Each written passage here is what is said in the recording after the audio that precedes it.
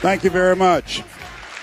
Let's give Scott a tremendous round of applause for a great job he just did. Give Scott a round of applause, if you please.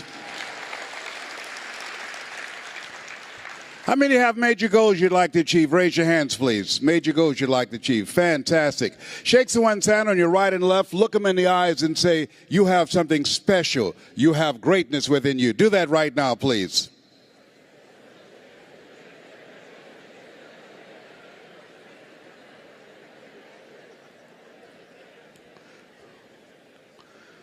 Very good. I like to ask audiences how many have major goals you'd like to achieve. And I want to ask you another question, because I've been reflecting on this. Last year I had a reoccurrence of the little c, cancer. 15 years ago I was diagnosed with prostate cancer and given a 2 to 3 year prognosis. One of the things I think that doctors should never tell someone they're terminally ill, what they should say is, my knowledge and ability to help you has terminated. But I've been reflecting on my life, and I want to ask you, and I know you've done things you feel good about, things that you're proud of, but how many of you know if you had your life to live over again, you could have done more than what you've done thus far? Raise your hands, please. That proves the point that what we do and what we accomplish in life is only a tip of the iceberg of what's possible for us. So I want to share some thoughts with you. I want you to think about 3 goals that you'd like to achieve in 3 areas of your life. Number 1, what's one personal goal that you'd like to achieve? Why don't you think about that? My first personal goal was to buy my mother a home. I'm one of 7 children that my adopted mother adopted. And I feel like Abraham Lincoln, who said, all that I am and all that I ever hope to be, I owe to my mother. She was a domestic worker on Miami Beach in the United States, and she cleaned homes and she kept children. And we wore the hand-me-down clothes of the children that she kept. She cooked for families, and we ate the food left over from the families that she cooked for. These were very kind and generous people. They would say, Mamie, whatever food is left over, you can pack it up and take it home to those children that you have adopted. And I used to walk around these big, beautiful mansions, and I'd say, Mama. And she said, what is it, Leslie? When I become a man, I'm going to buy you a big, beautiful home, just like this. How many have somebody special you'd like to do something for? Raise your hands, please. Very good. We're going to show you how you can make that happen. Now I want you to think about your financial goals, growing your business, advancing your career, taking your life to the next level. I want you to think about the goals that you've set for yourself, why you've invested in yourself and being here. And whatever the goals are that you've set for yourself, and I hope you've raised the bar on yourself, I want you to multiply it 100-fold. I found that most people fail in life not because they aim too high and miss. I found that most people fail in life because they do what I did for most of my life, aim too low and hit. And many never aim at all. Now I want you to think about your social contribution.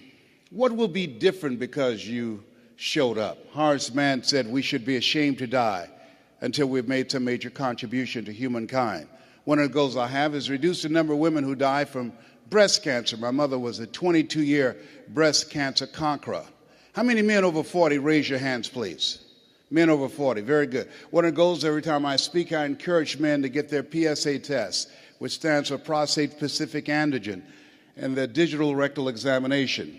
And I'll be glad when they can check our prostate by looking in our ears. You know, it's got to be a better way. I'm turning red as I talk about it, but you can't see it. A friend of mine was at a medical convention. Hey, Les, let me give you a free rectal. I said, no, buddy, you too motivated. Homie, don't roll like that, you know. One of the goals I have is teaching people how to tell their story, how to grow their business, be the voice of their business, how to improve the customer service, how to develop their leadership voice, how to go from being local to being global. I want you to think about the things that you want to do with your life, the kind of impact that you want to make. And as you think about those 3 categories, let us say together with conviction, it's possible. Together, please. Everybody together, please. Say it's possible. You know, the easiest thing I do is come up here prepared to speak for you. But the most difficult thing that I've ever done and took me years to do was to believe that I could do it.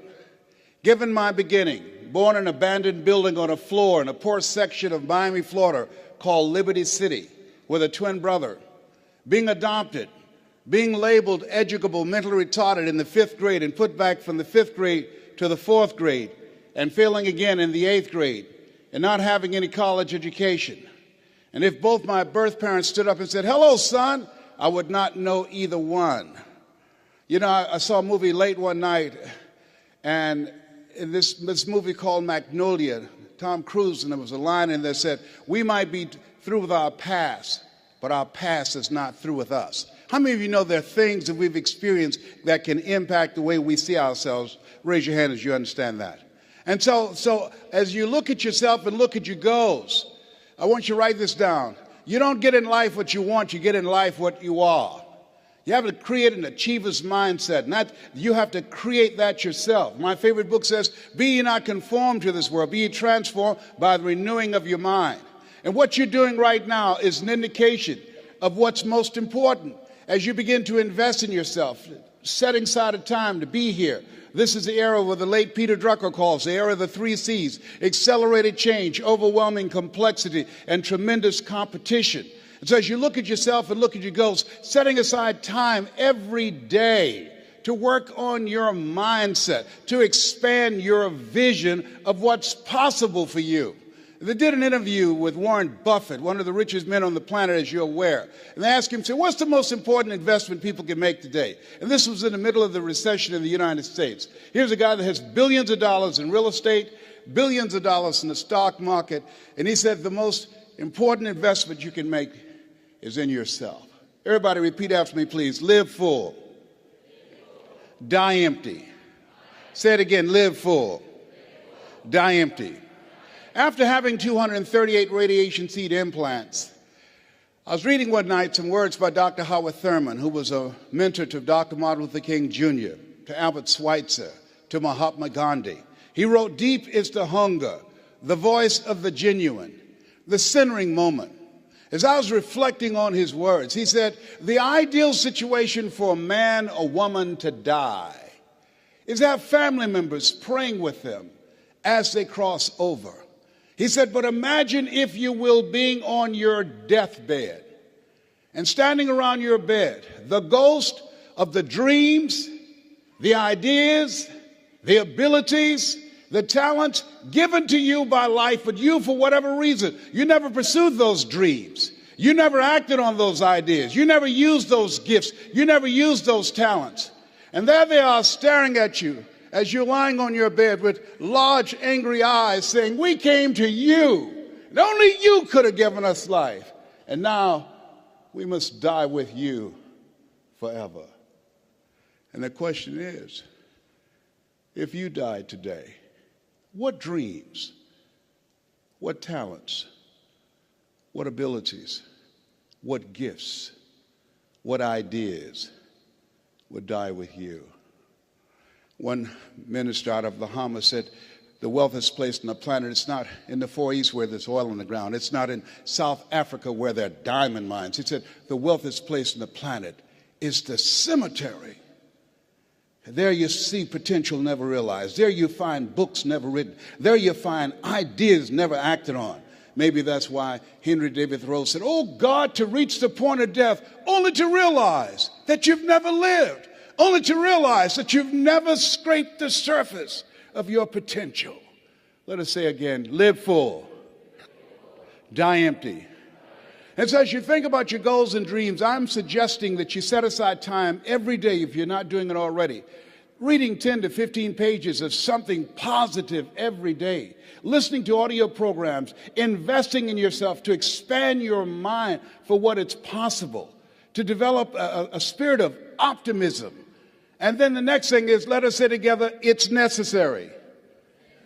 You see, not only is it possible that you can live your dream and that you have to sell yourself on that every day. There's an African proverb that says, if there's no enemy within, the enemy outside can do us no harm.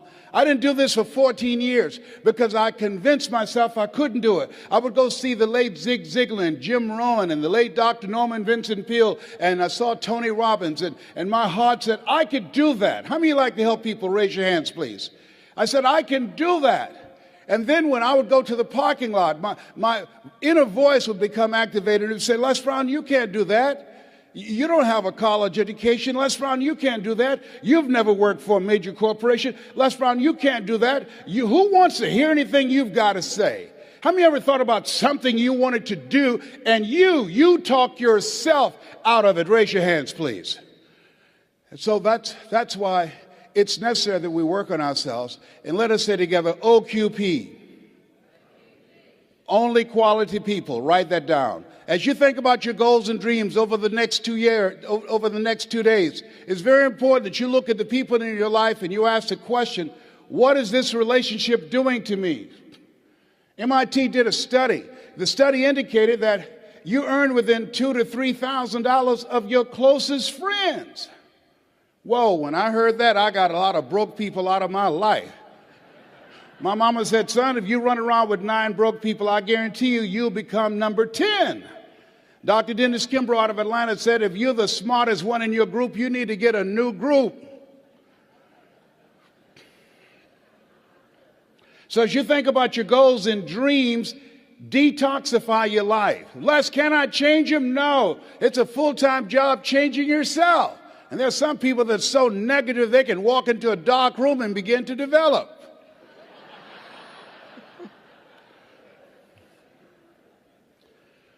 And so it's very important that you look at the people that's in your circle and begin to understand, are you growing mentally and emotionally and spiritually and professionally?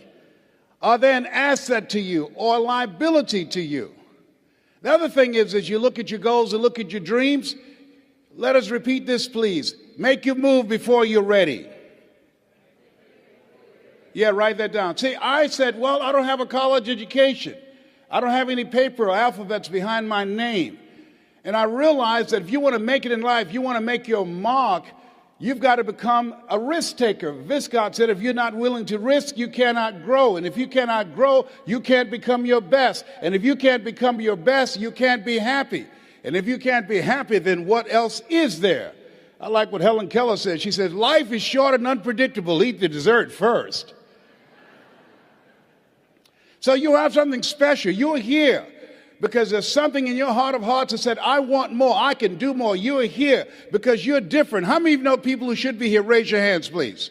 Yeah, so you're here because you're different. You're uncommon. One man said, I choose not to be a common man. It's my right to be uncommon if I can. I seek opportunity, not security. I do not wish to be a kept citizen, humbled and dulled by having the state look after me. I want to take the calculated risk, to dream and to build, to fail and to succeed. I refuse to live from hand to mouth. I prefer the challenges of life to the guaranteed existence, the thrill of fulfillment to the still calm of utopia. I will never cower before any master, nor bend to any threat. It's my heritage to stand erect, proud and unafraid, to face the world boldly and say, this I have done. Give yourselves a round of applause for having an uncommon desire to reach your goals, to achieve something great with your life.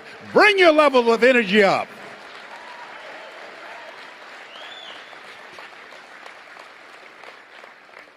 So as you look at yourself, not only must we begin to upgrade our relationships, but the other thing is, as you look at your goals and look at your dreams, write this down. You will fail your way to success.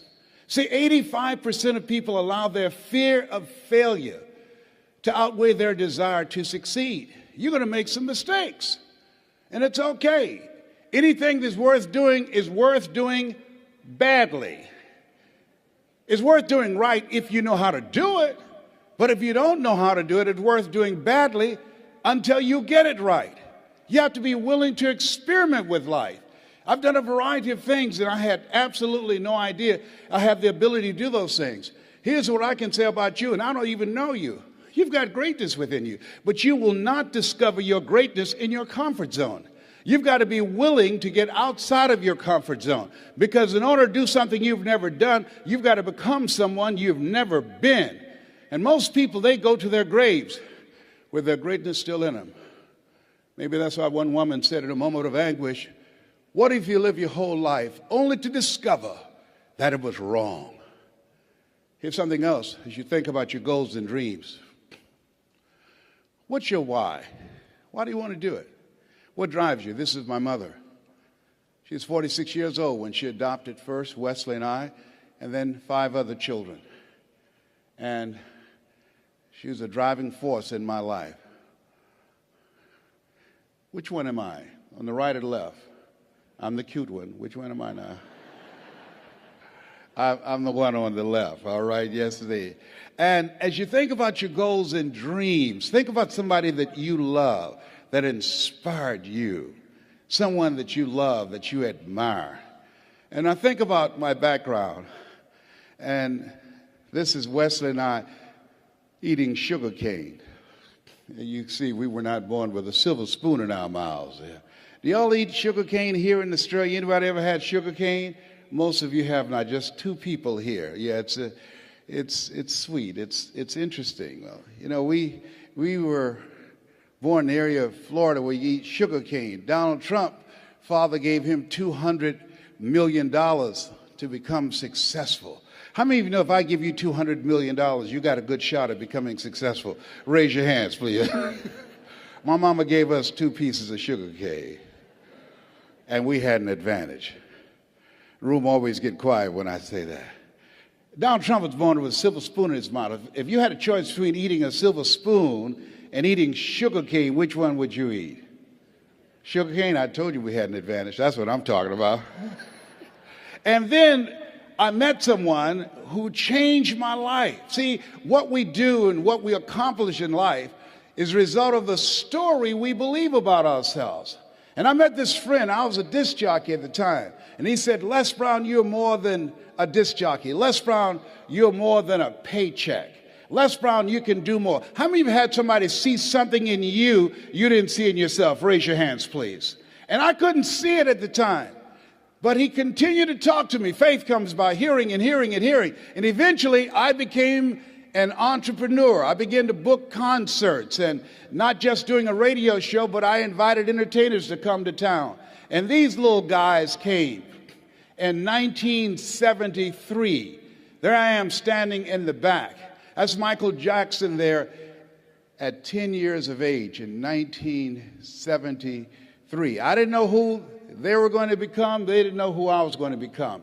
The hand that you shook in the audience, you have no idea whose hand you just shook.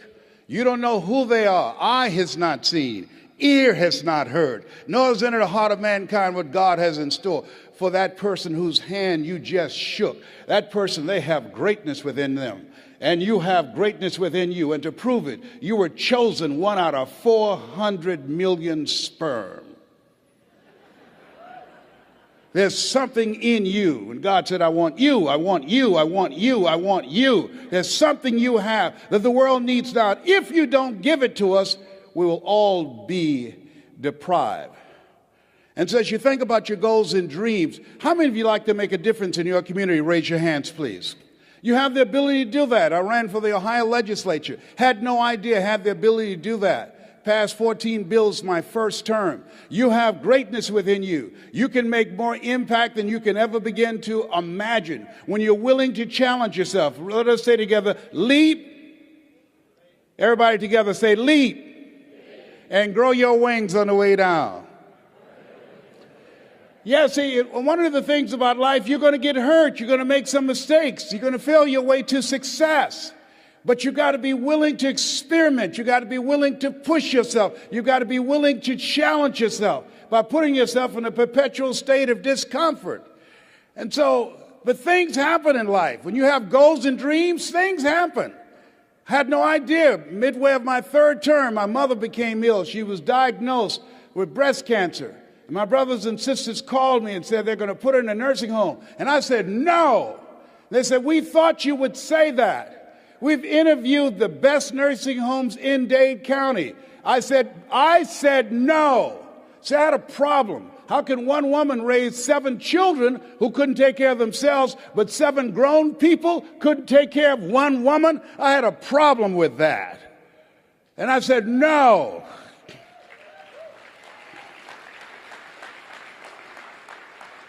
So I resigned from the Ohio legislature and I came back to Miami to take care of Mama, and took care of her until 89.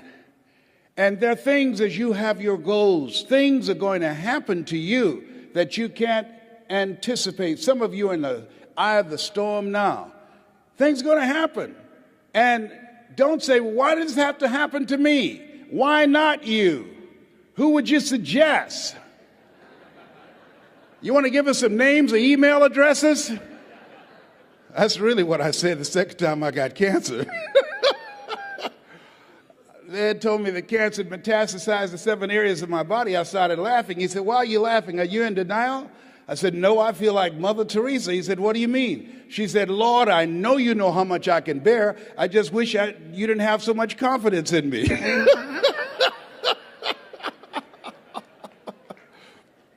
There's times in your life when things are going to happen that you've got to begin to put your dream on hold.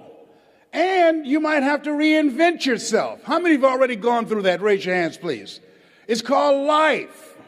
And don't tell everybody about it. 80% don't care, and 20% glad it's you. You have to suck it up and handle it. That's what it called being in business, being an entrepreneur, being a risk taker, walking by faith and not by sight. Stuff happens to you. And so I had to go in a new direction. And I decided to tell my story. How many of you got a story? Raise your hands, please. How many of you have gone through some things in life that you can teach some other people? Raise your hands, please. How many of you, like me, had periods in your life when you were temporarily insane? Raise your hands. See, there are some people, one of the goals I have is training 100,000 voices of hope outside of politics and outside of religion, both of which I believe unwittingly polarize and divide people, and teach people how to deliver a message of hope and give people methods and techniques that will help them to change their lives and begin to move their lives to another level. You have something special. You have greatness within you. That story that you have can impact people's lives. Mike Williams talked to me, and it changed my life. It began to expand my vision. How many of you have a college education? Raise your hands, please. Very good. Over 90%. How many ever give a lecture at Harvard University? Raise your hands, please. No hands up. That's in your future. Shake somebody's hand on your right and left and say, that's in my future. That's in my future. Everybody point at me right now. Point at me right now. Point at me lovingly right now. Say, Les Brown. Everybody together say, Les Brown. If you can do it, I can do it. And this time when you say, I can do it, say it with conviction. Point at me again. Les Brown. If you can do it, I can do it. Shake someone's hand on your right and left and say, I'm ready to play a bigger game. Do that right now. Say, I'm ready to play a bigger game. Absolutely. Yes. It says you look at yourself and look at your goals. There's some things that you can do when you challenge yourself, when you go outside your comfort zone. There are things that will come in the direction of your life that you can't even begin to imagine, that you're going to begin to evolve and go to new levels that will amaze you. And I tell you these things not to impress you, but to impress upon you. You have something special. You have greatness within you. You have the ability to do more than you can ever begin to imagine. And so what I'm suggesting that you do is to stretch yourself, that you constantly look for ways as an entrepreneur. How can you begin to set yourself apart from the competition? What is it that you can do that can make you stand out? What are the market takeaways that you can do? One of the things that I learned as a speaker, as a trainer, as an entrepreneur, and a small business operator is that you've got to find something that you love and that you master that.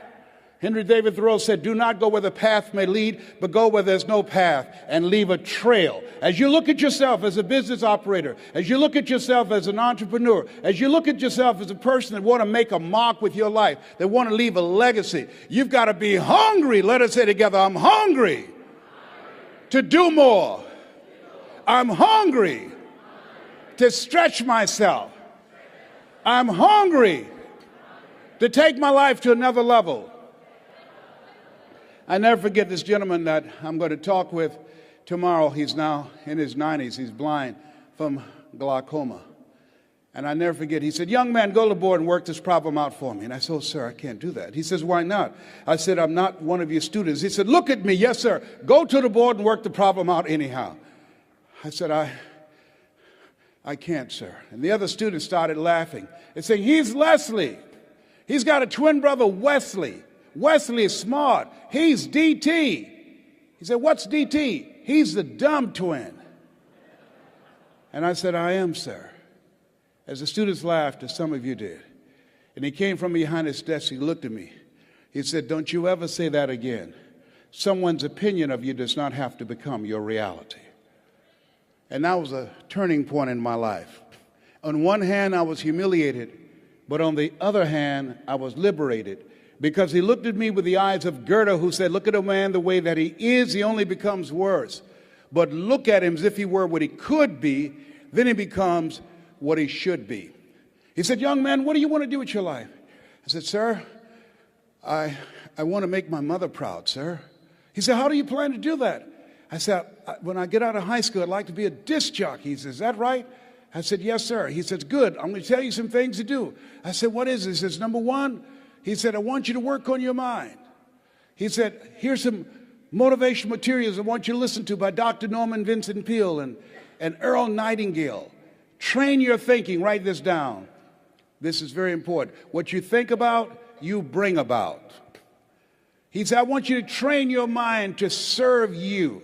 And I want you to focus on becoming a disc jockey every day. I want you to see yourself on the radio talking to thousands of people. I want you to see yourself doing the things that you want to accomplish. Hold the vision. And I encourage you to do the same thing, whatever area.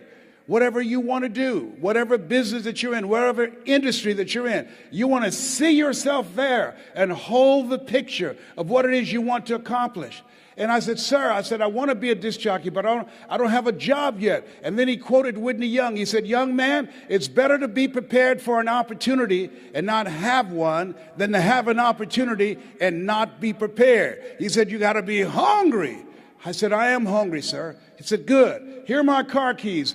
At 12 noon, I want you to go in my car and turn on the radio and listen to Paul Harvey. Who is Paul Harvey, sir? He's the world's greatest communicator. He said, whatever you want to do, you want to find people who master that, because success leaves clues. And that's the same thing I'm suggesting to you.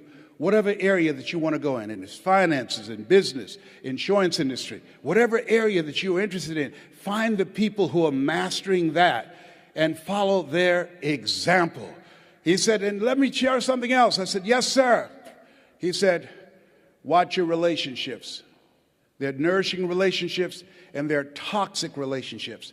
Nourishing relationships, they bring the best out of you. They inspire you. Toxic relationships, they drain you. I said, I will, sir. I do exactly what you're telling me to do, sir. And then he said, Mr. Brown, yes, sir. I've given you everything I can give you. You got to go out into the marketplace and face the music. I said, thank you, sir. I went to apply for a job on Miami Beach. Milton Butterball Smith was the program director. Hello, Mr. Butterball. How are you, sir? My name is Les Brown, sir. I like to be a disc jockey. Young man, do you have any journalism in your background? No, sir, I don't. Do you have experience in broadcasting? No, sir, but I visualize myself being on the air every day, sir. I practice. All I want is a shot. Just give me a shot. He says, no, we don't have any job for you. How many have ever been rejected? Raise your hands, please. I was devastated with rejection. I went back and I said, hey, Mr. Washington, they said no. He said, don't take it personally. Most people are so negative, they have to say no 7 times before they say yes. He said, you got to be hungry. Go back again. I said, yes, sir. Hello, Mr. Butterball. How are you, sir? My name is Les Brown, sir. I like to be a disc jockey. Young man, weren't you here yesterday? Yes, sir. Didn't I tell you no yesterday? Yes, sir. Then why are you back today? Well, sir, I didn't know whether or not somebody was laid off or somebody was fired, sir. Nobody was laid off or fired. Now get on out of here. I came back the next day. Hello, Mr. Butterball. How are you, sir? My name is Les Brown, sir. I like to be a disc jockey. I know what your name is. Weren't you here the last 2 days? Yes, sir. Didn't I tell you no the last 2 days? Yes, sir. Then why are you back today? Well, sir, I didn't know whether or not someone got sick or someone died, sir. No one got sick or died. No one was laid off or fired. Now, don't you come back here again. I came back the next day, talking loud, looking happy, like I was singing for the first time. I said, hello, Mr. Butterval. How are you? He looked at me with rage. He says, go get me some coffee. I said, yes, sir.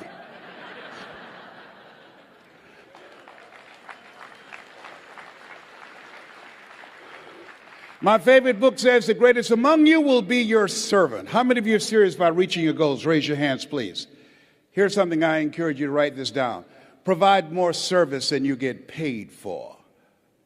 As small business operators, and you're going to do market takeaways, you've got to provide more service than you get paid for. You've got to build relationships with people. You've got to be able to tell your story because people do business with people they know, like, and trust. You've got to look for ways, as a lady who became the dominant force in her industry, and they said, how did you get here? In an industry that's dominated by men, and she said, it's not our intention to please our customers or to satisfy our customers. Our intention is to amaze them with the quality of the service that we provide for them. And so you have to literally amaze your customers, go above and beyond as you begin to anticipate what their needs are and look for ways in which you can begin to impact them. And so as you look at your goals and dreams, the people that are willing to do that are hungry. He said, Mr. Brown, go face the music. I went to apply for this job 3 different times. They said no. Finally, they asked me to become the errand boy for the disc jockeys. I'd go get their lunch and their dinner, and I'd stand in the control rooms knowing my time would come. Let us say together, my time will come. And on the weekends, they would come out to the parking lot, and their cars be waxed and clean, inside out. They said, hey, who did this? Write this down. Give before you ask. Give before you ask. I was just trying to get my foot in the door.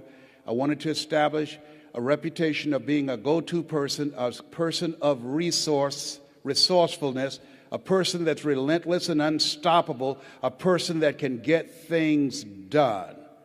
I said, I did, sir. How much you charge? Nothing, sir. I just wanted to help out. I was building relationships. People do business with people they know, like, and trust. Look here. Donna Ross and the Supremes are coming to town. The Four Tops and the Temptations. Here are my car keys. Pick them up and take them to the Fontainebleau Hotel on Miami Beach. It'll be my pleasure to serve you, sir. I was driving these entertainers in the disc jockeys' big, long Cadillacs. I didn't have any driver's license, but I was driving like I had some. Then one day, it was a Saturday afternoon, a disc jockey by the name of Rockin' Roger was drinking while he was on the air. Rockin' Roger got so drunk, he could not complete the show. He began to stutter his words. He was about to fall off the chair.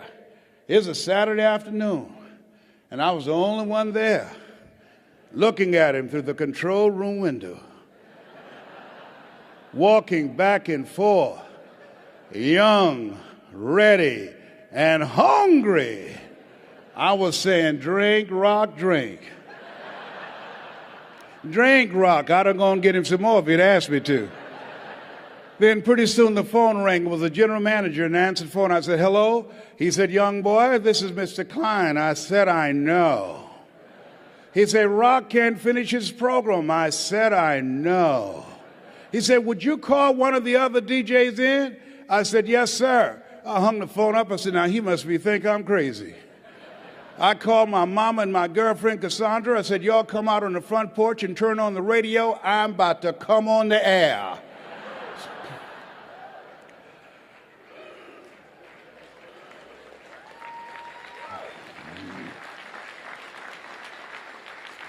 I waited for about 20 minutes, and then I called him back. I said, Mr. Klein, I can't find nobody. He said, young boy, you know how to work the controls? I said, yes, sir. He said, go in there and segue the records, but don't you say nothing here. I said, yes, sir. I couldn't wait to get old Rock out of the way. I put on a fast record. I said, look out, this is me, LB Triple P, Les Brown, your platter playing papa. There were none before me and there will be none after me. Therefore, that makes me the one and only. Young and single and love to mingle, certified, bona fide, indubitably qualified to bring you satisfaction and a whole lot of action. Look out, baby, I'm your love man. I was hungry. Get the old man a round of applause. I was hungry. I was hungry. Shake someone's hand on your right and left, look them in the eyes and say, you got to be hungry. Do that right now. Shake someone's hand and say, you got to be hungry. People that are hungry are willing to do the things today others won't do in order to have the things tomorrow others won't have. People that are hungry believe, always strive to get on top in life because it's the bottom that's overcrowded. People that are hungry know if you want to be successful, you must be willing to do the things today others won't do in order to have the things tomorrow others won't have. I didn't do what I'm doing right now because it was hard. How many of you decided not to do something because it was hard? Raise your hands, please. I want you to write this down. If you do what is easy, your life will be hard. Complain, point at your circumstances, give up your power, blame the government, blame the economy. If you do what is easy, your life will be hard. But if you do what is hard, your life will be easy. It's hard to make a radical change in your behavior. It's hard to take ownership. It's hard to swallow the bitter pill that wherever you find yourself, at some point in time, you made an appointment to be there. That's hard. That's hard. If you do what is easy, your life will be hard. But if you do what is hard, your life will be easy. I don't know what your goals are. I don't know what you want to do with your life. Here's what I know about your being here. That there's something in you that waits and listens to the voice of the genuine in yourself. It will be perhaps the only guide you will ever have. And if you cannot hear it, all of your life, your days will be spent on the ends of strings that somebody else pulls. And I submit to you, the reason that you're here is that in your heart of hearts, you've said, I'm going to pull my own strings. I say to you, the reason that you're here is something about you that says, I'm going to control my own destiny. There's something about you that when you pointed your fingers at your circumstances, you realized you had three pointing at yourself. So I want to dedicate something to you that my mother loved to hear me say. Mama was a 22-year breast cancer conqueror. I want to dedicate this to you, to the achiever in you, to the greatness in you, to the unexpressed gifts, talents, and abilities that you have in you that's hungry to get out. And it says simply this. Leslie, yes, ma'am, Mama. Say that thing for me, boy, that it makes me feel good. It says simply this. If you want a thing bad enough to go out and fight for it, to work day and night for it, to give up your time, your peace, and your sleep for it, if all that your dream and scheme is about it, and life seems useless and worthless without it, and if you gladly sweat for it and fret for it and plan for it, and lose all your terror of the opposition for it, and if you simply go after that thing that you want with all of your capacity, strength and sagacity, faith, hope, and confidence, and stern pertinacity, if neither cold poverty, famish or gulf, sickness or pain of body and brain can keep you away from the thing that you want, if dogged and grim you besiege and beset it, with the help of